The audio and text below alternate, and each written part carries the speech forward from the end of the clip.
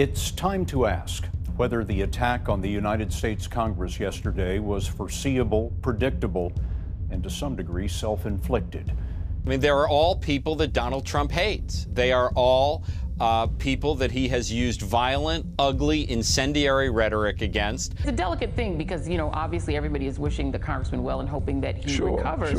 But Steve Scalise has a history that we've all been forced to sort of ignore. Officials have seized mail bombs addressed to 8 people across the country, including former President Barack Obama, former Vice President Joe Biden, and former Democratic presidential candidate Hillary Clinton. He is the Republican House Majority Whip.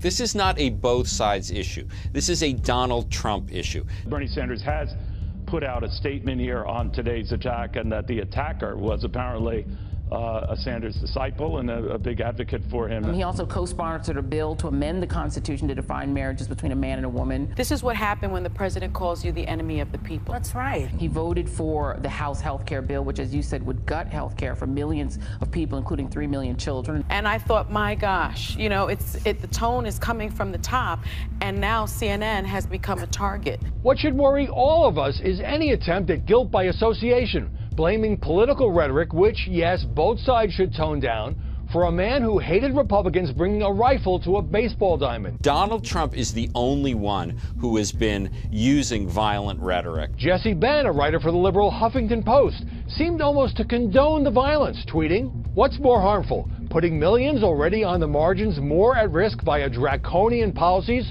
or shooting a racist lawmaker in the hip?" The device resembled a pipe bomb and was inside a package that was in a mailbox outside of the gates. So that's, you know, pretty serious. Yeah. Because he is in jeopardy and everyone is pulling for him, are we required in a moral sense to put that aside at the moment? Still don't know anything yet about where this is coming from and what the motive is and who the person or the people are behind it. I think Trump has a great deal of responsibility here. And I mean, you know, you stop for a second and think about this argument. I mean, people are now somehow beating up on the left by attaching this guy to the left. And authorities are now poring over his social media accounts, which are filled with posts attacking President Trump and Republicans, including Congressman Steve Scalise. It's important to just be careful because we don't know yet, but in general... Why did CNN get the bomb? You know, to be Sherlock Holmes. And the Obama, Fox News hasn't gotten a bomb yet.